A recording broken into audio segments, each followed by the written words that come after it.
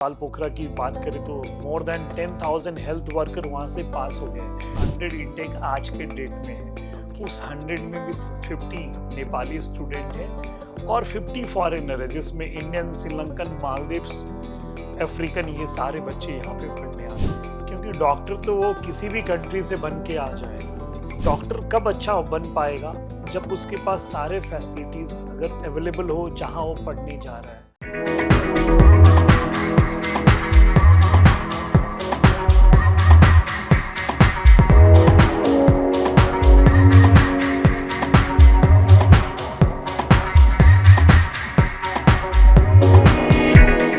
नमस्कार दोस्तों, story makers के इस नए एपिसोड में आप सबका बहुत बहुत स्वागत है।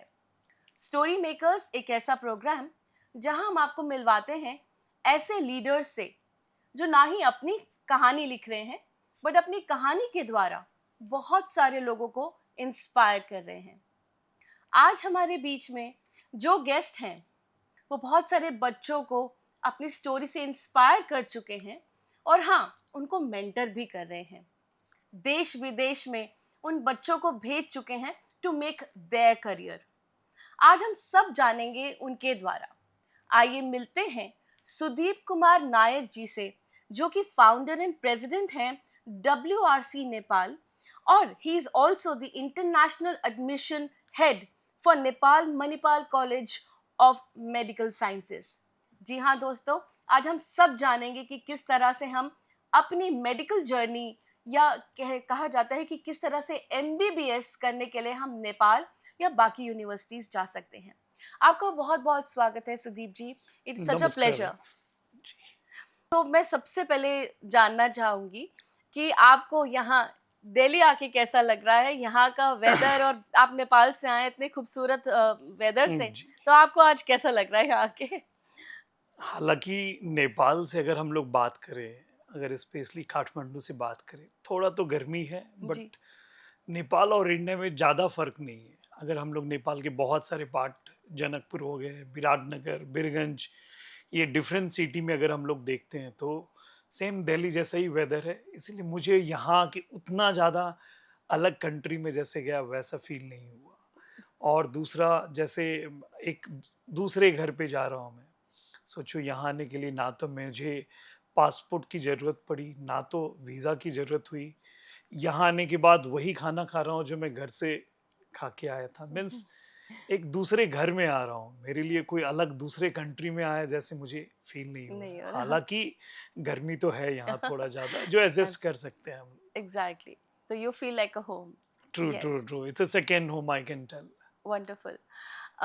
सुदीप जी, मैं जानती हूँ कि आपने अपनी लाइफ में बहुत कुछ पाया है।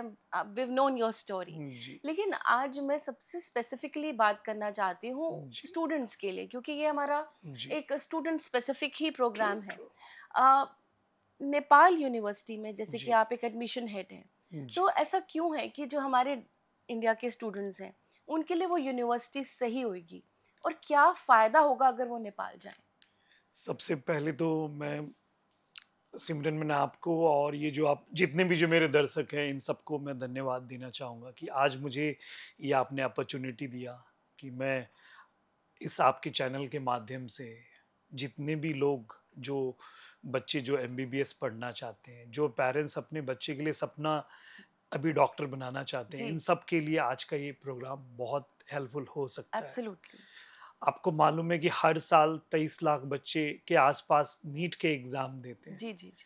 इस साल भी लगभग उसी के रेंज में है, 23 से 24 लाख बच्चे ने एग्जाम दिया। 12 लाख ऐसे बच्चे हैं जो क्वालिफाई होंगे। 50% लोग क्या होते हैं जो आगे एक स्टेप जाएंगे, जिसमें वो डॉक्टर बनने के लिए सक्षम होंगे। उस 12 लाख बच्चे में भी अगर हम लोग बात करें तो सिर्फ 1.5 लाख, 1.5 लाख जो स्टूडेंट है जिनको इंडिया में MBBS या BDS में एडमिशन हो पाएगा। तो ये एक बहुत सारा पेरेंट्स के मन में एक ये उलझन रहता है, कैसे कंट्री में एडमिशन्स करे, कैसे जाके कल के डेट में क्या अच्छा डॉक्टर बन पाएगा या नहीं बन पाएगा, डिग्री वैलिड होगा या नहीं होगा, क्योंकि हर रोज नए नए रूल्स आते हैं, हर चीज़ एक अलग ही कंफ्यूजन्स में पेरेंट्स चल रहे हैं। तो तो मैं बता दूं, ये सारे कंफ्यूजन के बीच में एक नेपाल एक ऐसा कंट्री है, ये जो आपको इंडियन गवर्नमेंट के हिसाब से सारे रूल रेगुलेशन फुलफिल कर रहे हैं आपको। ओके।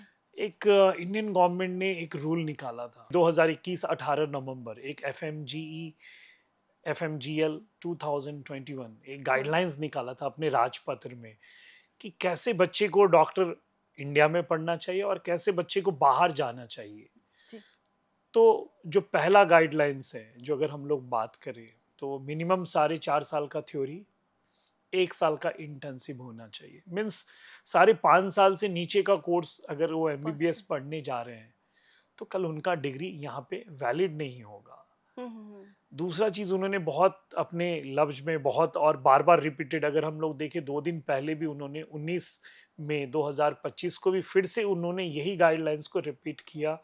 बहुत सारे कंट्री के मिसलीडिंग एडवर्टाइजमेंट, जो जितने एजेंसीज है कुछ उसमें ऐसे है जो मिसलीड कर रहे हैं, उनको ध्यान में देके फिर से उन्होंने एक चीज़ निकाला। तो मैं फिर आ रहा हूँ नेपाल के बारे में, जो 4.5 साल और 1 साल का जो इंटर्नशिप है, 5.5 साल, ये पहला गाइडलाइन फुलफिल कर रही है।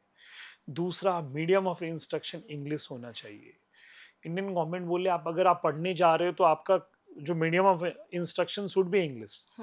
तो नेपाल में ये भी एक फुलफिल कर रहा है। तीसरा, उन्होंने बोला खुद का हॉस्पिटल होना चाहिए। नेपाल के अगर देखेंगे हर मेडिकल कॉलेज का, मैं सिर्फ नेपाल मणिपाल मेडिकल साइंस की बात नहीं करूंगा, जितने भी मेडिकल कॉलेजेस हैं नेपाल में, सबका अपना पेरेंट हॉस्पिटल 300 से लेके 750 बेडेड हॉस्पिटल के आसपास है। चौथा, लाइसेंस टू प्रैक्टिस, एक सबसे बड़ी महत्वपूर्ण चीज़ है। ये सारी चीज़ तो बहुत सारे कंट्री में मिल जाएगा, बट जिस कंट्री में आप जा रहे हो, सपोज वो नेपाल में पढ़ने आ रहा है, कोई यहाँ से कोई डॉक्टर बनने जा रहा है, क्या उसको उसी डॉक्टर के हिसाब से, नेपाल के जो डॉक्टर है उसी तरह उसको लाइसेंस करने के लिए, प्रैक्टिस करने के लिए उसको मिलेगा कि नहीं मिलेगा वो अधिकार? तो नेपाल गवर्नमेंट ने बहुत क्लियर कर दिया अपने गाइडलाइंस में 10 नवंबर 2024। अगर हम देखें एनएमसी के गाइडलाइंस, नेपाल मेडिकल काउंसिल, अगर हम लोग आज भी उनके वेबसाइट में जाएंगे www.nmc.org.np, तो उनके 10 नवंबर के नोटिस में उनको वो गाइडलाइंस मिलेगा। तो ये सबसे महत्वपूर्ण चीज़ है जो बाकी कंट्री में उतने क्लियरिटी के साथ नहीं है जो नेपाल में है। इसीलिए नेपाल एक इंडियन बच्चे के लिए, एक भारतीय बच्चे जो डॉक्टर बनना चाहते हैं, उनके लिए दूसरा होम हो सकता है। बहुत ही खूबसूरती से आपने हमें ये पूरी डिटेल दी जी है। एंड जो आपने इनिशियली बात कही जी कि पेरेंट्स के लिए एक बहुत महत्वपूर्ण जी डिसीजन है ये, जी कि आप अपने बच्चों को, एक तो जी एमबीबीएस एक आसान कोर्स नहीं है, जी। आपको मतलब you have to really think a true lot true. To be into it, और पेरेंट्स के लिए बहुत मुश्किल डिसीजन है। सही है। जिस तरह से आपने बताया, it's an added advantage. True. लेकिन मैं ये जानना चाहती हूँ कि नेपाल में जो कॉलेज जी का इंफ्रास्ट्रक्चर है वो इंडिया से कैसे डिफरेंट है। अगर आप पेरेंट के रूप से जी देखें जी जी तो उनको देखना है कि क्या वो वेल इक्विप्ड है, यहाँ से जब आप बच्चे को भेज रहे जी। हैं तो वो पूरा स्ट्रक्चर इतना ट्रू ट्रू। एप्ट है। तो ये ज़रूर बताइए हमें। सबसे पहले जो जो भी पेरेंट्स हैं जो नेपाल में या अन्य देश में एडमिशन कराना चाह रहे हैं, उनको क्या समझना चाहिए, ये मेडिकल, जैसे आपने बताया, ये नोबल प्रोफेशन है। करेक्ट। अगर बहुत सारे, अगर हम लोग देखें अभी भी सिटी में बहुत सारे गांव में, तो डॉक्टर को भगवान का दूसरा रूप ही माना जाता है। Absolutely absolutely. अगर आप सोचो, जैसे हम लोग भगवान तो दिख नहीं रहे हैं बट हम्म। एक आस्था है, जी। वैसे ही डॉक्टर एक ऐसा आस्था की विषय है। जी। तो डॉक्टर कब अच्छा बन पाएगा, जब उसके पास सारे फैसिलिटीज अगर अवेलेबल हो जहां वो पढ़ने जा रहा है। करेक्ट। तो नेपाल के जितने भी मेडिकल कॉलेज, जैसे हम लोग ने बात किया, खुद का हॉस्पिटल है, हम्म। खुद के वहाँ जितने भी, अगर फैकल्टी की हम लोग बात करें, बहुत सारे कंट्री मैं भी घूम के आया, देखा कि फैकल्टी के नाम पे जो इंडिया में लाइसेंस पास नहीं किए, एफएमजी पास नहीं किए, वो जाके वहाँ पे बहुत सारे फैकल्टीज है जो खुद अपने लाइफ में कुछ नहीं कर पाया, वो हम्म। दूसरे को डॉक्टर क्या बनाएगा। हम्म। नेपाल में एक ब्यूटी है, और इंडिया में भी ऐसा ही चीज़ आपको दिखेगा। दोनों कंट्री में जो सिमिलर है, हम्म। पहला चीज़ तो फैकल्टी अच्छे मिलेंगे। ओके। अच्छे फैकल्टी होने की वजह से वहाँ पे अगर आप बात करेंगे तो देखेंगे तो ओपीडी, जो हम्म। अगर हम लोग बात करें पेशेंट की बात, कोई भी हम्म। हॉस्पिटल कब हम्म। चलेगा जब उनके पास आउट पेशेंट डिपार्टमेंट अच्छा चल रहा है, हर रोज पेशेंट आने चाहिए। अगर मैं बात करूं अपने medical college Manipal college of medical science Pokhara, हर रोज 1500 से 2000 ओपीडी पेशेंट मिलेंगे आपको, हर रोज आ रहे हैं। और बहुत सारे ऐसे फैसिलिटीज है जो आपको एक जो डॉक्टर, अच्छे डॉक्टर बनाने के लिए जो सक्षम चाहिए, सारा चीज हम लोग के कॉलेजेस में आपको मिलेगा। फैकल्टी बहुत इम्पोर्टेंट है एग्जैक्टली एंड जो पढ़ा रहा है आपके बच्चों को जी वो भी बहुत इम्पोर्टेंट है कि किस तरह की जी फैकल्टी है। ना मूविंग फर्दर अगर मैं बात करूँ तो इट्स अ प्रोसेस, जैसे आपने बताया कि नीट के एग्जाम्स के लिए बच्चे जी प्रिपेयर कर रहे हैं, लेकिन नेपाल यूनिवर्सिटी में आने के लिए क्या कोई स्पेशल तैयारी करनी है? बच्चों को क्या ऐसी चीज़ें हैं जो वो जिससे वो अपने आप को इक्विप रखे ताकि एडमिशन ले पाए? अगर कोई भी बच्चा नेपाल में एडमिशन लेना चाहता है, उनको क्या ध्यान देना, पहला चीज तो नीट क्वालिफाइड जी, तो कंपलसरी है। वो तो कम। वो इंडिया में पढ़े, नेपाल में पढ़े या अन्य देश में पढ़ने जाए, तो पहला चीज उनको नीट क्वालिफाइड होना कंपलसरी है। तो नेपाल में भी सेम इंडिया के जैसे प्रोसीजर है। इंडिया में अगर किसी को एडमिशन चाहिए 2025 में, इसी साल का नीट क्वालिफाइड होना है, पिछले साल का नीट क्वालिफाइड से नहीं होगा। ओके तो नेपाल का पहला रूल 2025 नीट क्वालिफाइड। ओके दूसरा रूल जैसे इंडिया में भी देखते हैं, फिजिक्स केमिस्ट्री बायोलॉजी में 50% होना है, और फिजिक्स केमिस्ट्री बायोलॉजी ये दोनों जोड़ के नेपाल में 50% होना चाहिए। तीसरा, जैसे अगर हम लोग इंडिया में बात करें, काउंसलिंग का फॉर्म खुलता है, एमसीसी का फॉर्म, डीम्ड यूनिवर्सिटी का फॉर्म, वैसे ही नेपाल गवर्नमेंट हर साल एक एप्लीकेशन फॉर्म निकालती है, मेडिकल एजुकेशन कमीशन की फॉर्म निकलती है। वो जुलाई के आसपास में निकलेगी और 1 महीने का फॉर्म भरने का टाइम रहता है। हर बच्चे को वो फॉर्म भरना कंपलसरी है। ओके हालांकि एडमिशन नीट क्वालिफाइड होने से डायरेक्ट हो जाएगा, बट फॉर्म भरना उसको अनिवार्य है, कंपलसरी है। ओके तो उनको अभी से ही ध्यान देना है कि जुलाई में फॉर्म निकलेगी, हम्म उस फॉर्म को फिल करना है, फिर उसको नेपाल आके उनको काउंसलिंग में, जैसे इंडिया में काउंसलिंग होता है वैसे ही काउंसलिंग करना है, हम्म और उनका मेरिट बनेगा, उस मेरिट के द्वारा उनका सिलेक्शन होगा। ओके हाँ, हालांकि अभी से ही बच्चे लोग प्री बुकिंग करते हैं, उनके कौन से डिजायरस कॉलेजेस है, और उसके नीट जो प्रीवियस ईयर के हम लोग नीट की बात करें तो उसके देख के वो भी कर सकते हैं। Nepal Manipal college of medical sciences कैसे डिफरेंट है ये सपना पूरा करने के लिए बाकी के इंडिया के कॉलेजेस से? हाँ, मैं ये तो नहीं बोल पाऊंगा कि इंडिया से बेहतर है या बुरा है। मैं सिर्फ नेपाल मेडिकल कॉलेज के बारे में बताना चाहूँगा, क्या फैसिलिटीज़ है हम लोग के पास, कैसे हॉस्पिटल है, क्या क्या सर्विसेज हम लोग दे रहे हैं। और एक दो पॉइंट नहीं है, बहुत सारे पॉइंटर्स है जो मैं अपने कुछ मोबाइल में लिख के आया हूँ, और जी अगर आप जरूर। अनुमति देंगे तो मैं देख जी के जरूर बात कर जरूर जरूर पाऊंगा। Sir, we would love to पहला हियर। चीज़ मैं बात करना चाहूँगा, Manipal college of medical science ये पहला मेडिकल कॉलेज है नेपाल का। ओके 1994 में ये इस्टेब्लिश हुआ, जो इंडिया मणिपाल ग्रुप है उन्होंने ही जाके वहाँ पे इस्टेब्लिश किया इन नेपाल गवर्नमेंट के साथ मिलके, और ये पहला मेडिकल कॉलेज है। ओके उसके बाद आज के डेट में, हालांकि ये नेपाल बिजनेस हाउस, बतास ग्रुप, नारायण श्रेष्ठ जी है, शांता सर है, आनंद सर है, बतास सर है, ये सब अभी आज के डेट में है। बट जो फाउंडेशन जो लेड हुआ 1994 में, वो आपको मणिपाल जो उडुपी कैंपस है उनके द्वारा हुआ। ओके उस टाइम में ही उनका विजन क्लियर था कि इनको वर्ल्ड क्लास इंफ्रास्ट्रक्चर बनाना है, ओके और उन्होंने लोकेशन भी बहुत ही सुंदर चूज किया, पोखरा, हम्म जो अगर आप नेट में देखते हैं तो एक मिनी स्विट्जरलैंड नेपाल का माना जाता है। एक सुंदर शांत सा शहर जहां आप देखेंगे पॉल्यूशन भी नहीं है, लेक से बड़ा हुआ है, माउंटेन हिमालयन भी बाजू में दिख रहा है, और टेम्परेचर भी वैसा नहीं है कि माइनस में कभी जाएगा। तो सब कुछ एक देखेंगे, अगर जो किसी का जो रहने का रहता है ना डेस्टिनेशन, तो पोखरा जैसे शहर में ये Manipal college of medical science Pokhara वहाँ पे अवस्थित है। उसमें भी इनका 2 कैंपस उन्होंने पहले ही सोच के बनाया। एक दीप कैंपस जो फर्स्ट ईयर सेकेंड ईयर वाले बच्चे को ध्यान में देके, जहाँ बेसिक साइंस की पढ़ाई होगी, बच्चे को वहाँ पे जो थर्ड ईयर फोर्थ ईयर से कोई नहीं रहेगा, जो हॉस्पिटल से दूर रखा जाएगा, वो फुल टाइम वहीं पे पढ़ सकते हैं। उनके क्लासरूम, उनके लाइब्रेरी, वहाँ के मेस, सब कुछ अगर बात करें तो अंदर ही है वहाँ पे। ओके तो ये उन्होंने उस टाइम में ही विजन बनाया था। और दूसरा अगर हम लोग बात करें तो मणिपाल टीचिंग हॉस्पिटल, जहाँ थर्ड ईयर फोर्थ ईयर की पढ़ाई होगी। ओके। उस टाइम भी उन्होंने जो पता नहीं मणिपाल ने किस विजन में उतना पहले जो बनाया था, उनके इंफ्रास्ट्रक्चर, जो हॉस्टल की साइज देखें, हम्म। हर बच्चे के लिए एक इंडिविजुअल अटैच बाथरूम का उन्होंने बनाया। हम्म।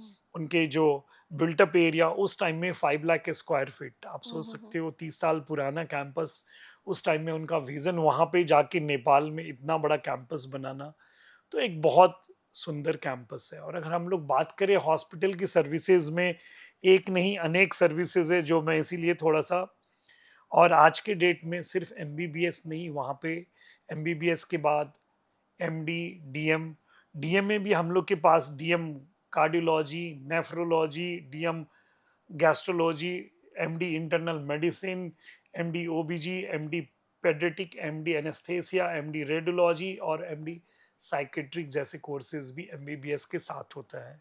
बहुत बढ़िया। साथ ही साथ हम लोग अगर हॉस्पिटल के सर्विसेज की बात करें हम लोग, तो आज के डेट में हम लोग के पास जनरल मेडिकल मेडिसिन सर्विसेज है, कार्डियो सर्विसेज है, nephrology with hemodialysis and petrological diagnosis services है, पल्मोनोलॉजी है, गैस्ट्रोलॉजी है, लैप्रोस्कोपिक सर्जरी वहाँ पे होती है आपको, न्यूरो सर्जरी वहाँ पे होती है।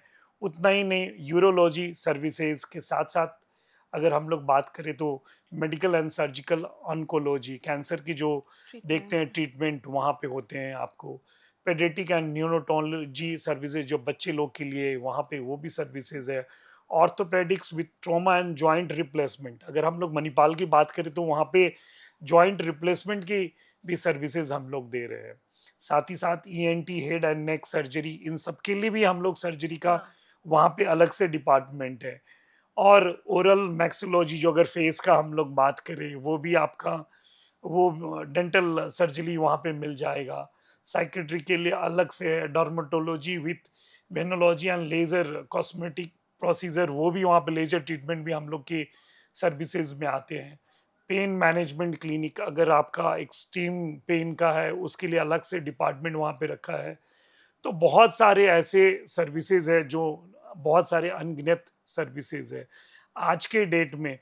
सॉरी, आज के डेट में हम लोग के पास 72 बेडेड लेवल 3, इसमें भी जो आईसीयू के भी अगर हम लोग बात करें तो लेवल 1, लेवल 2, जी लेवल होते हैं। 3 होते हैं। लेवल 3 72 बेडेड आईसीयू सर्विसेज है हम लोग के पास।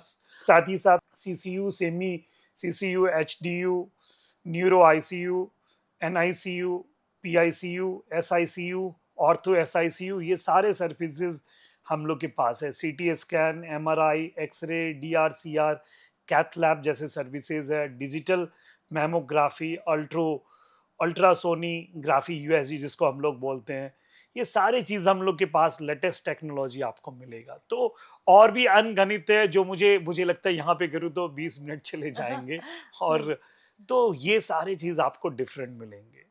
जो हॉस्पिटल अगर अच्छा रहेगा, अच्छे क्लिनिकल एक्सपोजर होंगे और अच्छे डॉक्टर बन पाएंगे। हम्म। तो मणिपाल में अगर कोई अच्छा डॉक्टर बनना चाहता है, क्लिनिकल एक्सपोजर लेना चाहता है, तो मुझे लगता है उसके लिए Nepal Manipal college of medical science Pokhara campus एक अच्छा डेस्टिनेशन हो सकता है। उसमें भी सिर्फ ये सर्विसेज 100 बच्चे के लिए है, सिर्फ 100 इनटेक आज के डेट में है। ओके। उस 100 में भी 50 नेपाली स्टूडेंट है और 50 फॉरेनर है, जिसमें इंडियन, श्रीलंकन, मालदीव्स, अफ्रीकन, ये सारे बच्चे यहाँ पे पढ़ने आते हैं। तो काफ़ी सुंदर कैंपस है और बहुत सारे ऐसे इंडियन कॉलेजेस होंगे भारतीय या नेपाल या अन्य देश से, उन सबसे बेहतर कैंपस में से एक हम लोग इसको देख सकते हैं। अभी रिसेंटली भी हम लोग के पास 5D एनाटॉमी डाइसेक्शन टेबल आया जो फर्स्ट ईयर सेकेंड ईयर बच्चे के लिए। नेपाल में तो सिर्फ इसी कैंपस में है और इंडिया में भी मुझे लगता है 2 या 3% मेडिकल कॉलेजेस के पास होंगे। दूसरा सवाल ये आता है क्योंकि अब पेरेंट्स को ये है कि ठीक है हम जी, भेजना तो चाहेंगे, लेकिन फीस स्ट्रक्चर, पैसा कैसे मैनेज हो, बिकॉज ऑफ कोर्स सही है। सुनने के बाद लगता है कि ऑफ कोर्स कुछ ज़्यादा ही फीस होगी।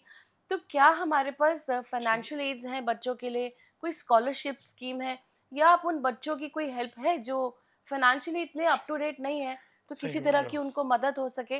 फीस स्ट्रक्चर किस तरीके का है? हाँ मैम, पहला चीज़ तो देखिए नेपाल उतना एक्सपेंसिव नहीं है। अगर हम लोग ऐसे कॉलेजेस बात करें इंडिया में जहाँ 30 साल पुराना, जहाँ एमडी, डीएम सारे कोर्स पढ़ाई हो रहे हैं, तो आप देखेंगे कहीं ना कहीं 1.5 1.2 यही रेंज में जाएगा। अगर मैं मणिपाल कॉलेज की बात करूं तो गवर्नमेंट ने $75,000, नेपाल गवर्नमेंट ने एक फी स्ट्रक्चर हर मेडिकल कॉलेज के लिए प्रिस्क्राइब करके रखा है। तो नेपाल गवर्नमेंट ने एक $75,000 ट्यूशन फी हर मेडिकल कॉलेज के लिए फिक्स करके रखा है। But Nepal medical college medical science जो अपना पोखरा का है, उन्होंने एक हर साल हम लोग एक क्या करते हैं, मेरिटेरियस स्टूडेंट को एक $75,000 में हम लोग एक स्कॉलरशिप देते हैं, जो लगभग आप देखेंगे तो 3 से लेके 5 लाख इंडियन करेंसी तक रहता है, depending upon the NEET score. और जो प्री बुकिंग करते हैं इन सब के लिए ये फैसिलिटी रहेगा। तो हर बच्चे जो जिनके नीट स्कोर 200 से ऊपर है, इन सबको कुछ ना कुछ स्कॉलरशिप मिलना ही है। और उसके बाद भी अगर जो बच्चे को डिफिकल्ट हो रहे हैं तो बैंक लोन के लिए जो भी डॉक्यूमेंट्स चाहिए उनको, वो सारा चीज़ हम लोग टाइमली उनको प्रोवाइड करते हैं, जिनसे वो बैंक लोन के लिए प्रोसेस कर पाए और उनका आसान हो सके एडमिशन लेना। और दूसरी चीज़, कोई भी ट्यूशन फी में डोनेशन नहीं लगेगा। ओके। जैसे इंडिया में बहुत सारे इंस्टीट्यूशंस में क्या रहता है, मैनेजमेंट सीट, डोनेशन सीट्स, ऐसा यहाँ नेपाल में आपको जो मणिपाल में है कोई डोनेशन नहीं लगेगा। जो भी वेबसाइट पे जो गवर्नमेंट ने बोल के रखा है फी स्ट्रक्चर, उसी फी स्ट्रक्चर में आपको मिलना है। और उसमें भी आपको आपके नीट स्कोर में 3 से 5 लाख रुपए तक का इंडियन करेंसी में स्कॉलरशिप भी मिलना है। मिस्टर नायक, मैं जानना चाहती हूँ कि नेपाल में एमबीबीएस कंप्लीट करने के बाद बच्चे अपने आप को कैसे तैयार करें for the next exam which is FMGE, या जो भी उसके बाद के एग्जामिनेशंस हैं, उसके लिए अपने आप को किस तरह से तैयार करें? आपने सही बोला, और मैं हर पेरेंट्स को बताना चाहता हूँ कि एफएमजी ये बहुत महत्वपूर्ण सब्जेक्ट है और बहुत इम्पॉर्टेंट फैक्टर है। क्योंकि डॉक्टर तो वो किसी भी कंट्री से बन के आ जाएगा, बट यहाँ प्रैक्टिस करने के लिए एक इंडियन गवर्नमेंट ने रूल निकाला है, जिसको लाइसेंस हम लोग बोलते हैं, लाइसेंस टू प्रैक्टिस। उसके लिए हर बच्चे को जो विदेश से पढ़ के आ रहे हैं, वो चाहे नेपाल हो या किसी भी हम्म। अन्य देश से आए, उनको foreign medical graduate licence exam, जिसको हम लोग FMGELE बोलते हैं, हम्म। वो देना होगा। और हो सकता है फ्यूचर में ये नेक्स्ट में रिप्लेसमेंट हो जाए, हम्म। जो गवर्नमेंट ने पहले ही अनाउंसमेंट कर चुका है, हालांकि लागू नहीं हुआ है। तो नेपाल एक ऐसा कंट्री है जहां अगर हम लोग बात करें, सिलेबस अपने सेम है, हम्म। अपने कल्चर सेम है, अपने हम लोग देखेंगे तो जो रहन सहन खान पीन का भी जो अगर हम लोग बात करें वो भी सेम है। तो जिसके वजह से डिजीज भी अगर हम लोग वो देखेंगे तो कॉमन आएंगे, हम लोग जैसा खाएंगे वैसा ही डिजीज भी रहेगा, बॉडी भी वैसे ही एडप्ट होंगे। नेपाल में जो मेडिसिन, इंडिया में अगर हम लोग जो ट्रेड नेम ऑफ मेडिसिन है, वही trade name of medicine Nepal में भी है। बहुत सारे ऐसे कंट्री में बच्चे को यहाँ आके डिक्शनरी का सहारा लेना पड़ता है, मेडिकल डिक्शनरी, वो नेपाल में नहीं जरूरत होगा। तो ये सारे चीज अगर हम लोग बात करें तो उसको FMGA के लिए बहुत मदद करती है। तो हम्म। नेपाल से अगर आज के डेट में कोई भी बच्चा पास, जिस दिन से नीट का आपको ये लागू हुआ यहाँ पे, अगर कोई बच्चा रेगुलर पास कर ले नेपाल में, तो उसको कोई कोचिंग की जरूरत नहीं पड़ेगी, वो इंडिया में डायरेक्ट आके पास कर सकता है। कहाँ जरूरत पड़ती है FMG प्रिपरेशन का, जहाँ ये सब चीज़ नहीं है, डे हम्म। वन से बच्चे को FMG का प्रिपरेशन कराया जाता है।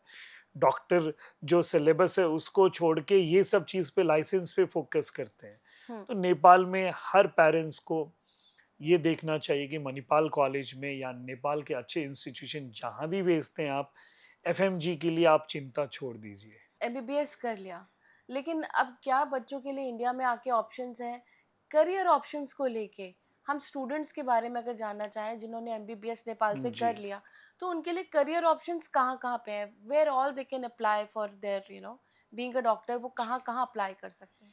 देखिए नेपाल के सारे कॉलेजेस अगर बात करें, मैं सबकी बात करूँ तो नेपाल के सारे जो जितने भी मेडिकल कॉलेज है, और खास करके Nepal Manipal college of medical science की अगर मैं बात करूँ, तो देखिए WHO, जो पहला चीज़ क्या रहता है, WHO के हेल्थ डायरेक्टरी में है या नहीं है, हाँ।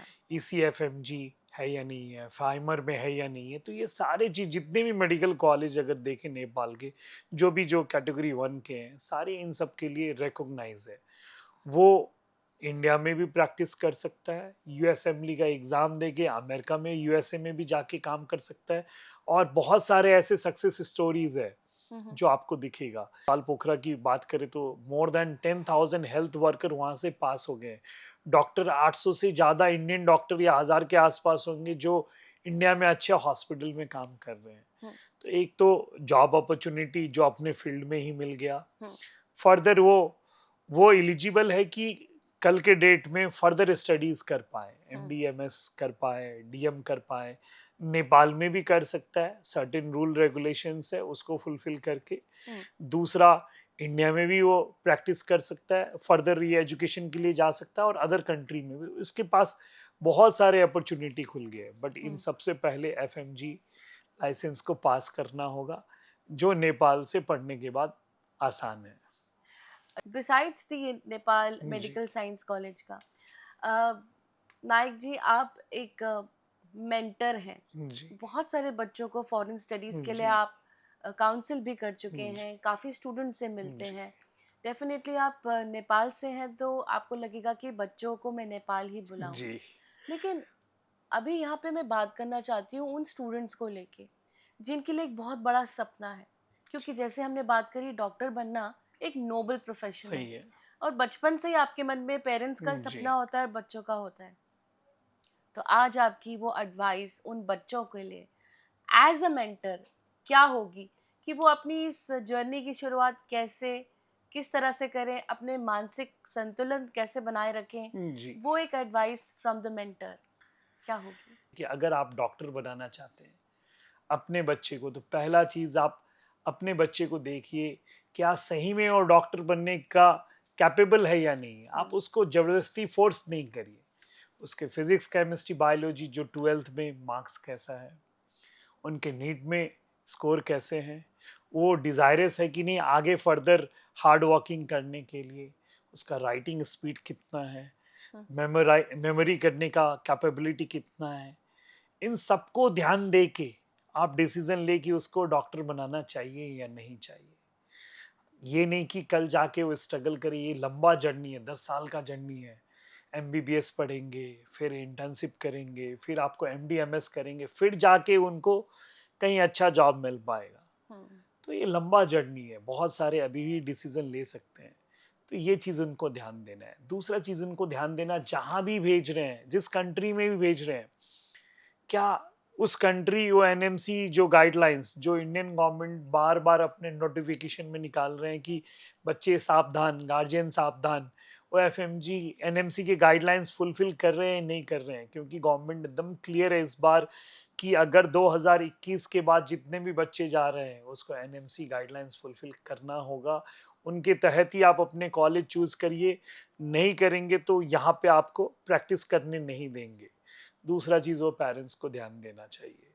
तीसरा, कैसे इंस्टीट्यूशंस में भेज रहे हैं, कौन उसको रन कर रहा है, उनके प्रमोटर्स देखिए, क्या प्रमोटर्स वेल एजुकेटेड, वेल उनका जो बैकग्राउंड अच्छा है या नहीं है, क्या वहाँ जाने के बाद बच्चे को अच्छे फैकल्टी मिलेंगे या नहीं मिलेंगे, क्लिनिकल एक्सपोजर का वो फैसिलिटीज़ मिलेगा कि नहीं मिलेगा, उनको रहने में दिक्कत तो नहीं आएगी, खाने में पैसे तो नहीं बचाया जाएगा, ये भी उनको ध्यान देना है। और किन से सर्विस ले रहे हैं, ये भी बहुत इंपॉर्टेंट चीज। और चौथा, फिनेंशियली जो सबसे इम्पोर्टेंट चीज है। तो फाइनेंशियली उनको देखना है अपना बजट क्या हो रहा है, उसी बजट में एक अच्छा देख जाए। मैं अभी आपके शो के माध्यम से आपको बता दूं, अगर जिस बच्चे के पास, जैसे हम लोग ने बताया मणिपाल में अगर टोटल कॉस्ट देख रहे हैं $75,000, फिर स्कॉलरशिप ये सब करके लगभग 68 टू 70 lakhs के आसपास आ रहा है। अगर उनके पास उतने पैसे नहीं है, उसी के थोड़े आप देखेंगे तो लगभग 50% में पोखरा मणिपाल, जो Nepal Manipal college of medical science और एक और कैंपस है देवदाहा मेडिकल कॉलेज, उन्हों और हम लोग सब मिलके जॉइंटली एक हम लोग ने प्रोजेक्ट स्टार्ट किया है किर्गिस्तान में, जो मैं अगले शो में आपसे बात करूंगा। जहाँ जो बच्चे जाएंगे, वहाँ जो पढ़ने जाएंगे, उनको जो एकेडमिक और जो प्रैक्टिकल जो क्लिनिकल जो छुट्टी में यहाँ के वैकेशंस में करेंगे, ये हम लोग के कैंपस में कर सकते हैं। और पूरा क्लिनिकल हम लोग और उसके 50% के कॉस्ट में, तो दोनों फैसिलिटी मिल जाएगा। तो ये चीज़ सब ध्यान दे के पेरेंट्स को डिसीजन लेना चाहिए कि अपने बजट, गाइडलाइंस और सुरक्षित है कि नहीं ये ध्यान देना चाहिए। Thank you so very much. आपने कितने अच्छे से समराइज किया, ये एडवाइस बहुत इंपॉर्टेंट थी जी हमारे उन पेरेंट्स और उन बच्चों के लिए। I am so thankful mister G Nayak कि आपने ये अपना वक्त जी निकाला। You come all the way from Nepal और जी हमें हमारे इंडिया के इन बच्चों को आपने ये सारी गाइडलाइंस दी एंड आई एम श्योर उनकी जर्नी और आसान हो जाएगी। Thank you so much for being here on the G show. Thank you. And my dear friends, जैसे कि मैंने कहा कि आज के इस एपिसोड को बहुत गौर से देखिएगा, क्योंकि यहाँ पे आपको आपकी मेडिकल साइंस की जर्नी कितनी आसान होती दिख जाएगी। आपको ये पता चल चुका है कि Nepal Manipal college of medical science में कितनी अच्छी अपॉर्चुनिटी है, best infrastructure and so many facilities. आप अपने बच्चे को बिना सोचे भेज सकते हैं एंड फाइनेंशियल एड्स सब कुछ वहाँ पे फैसिलिटी मिल रही है। यहाँ मैं सिमरन आज आपको बाय कहना चाहती हूँ with a thought, please think about your children's future, send them to the right universities. यहाँ पे thank you so much, stay blessed and stay happy.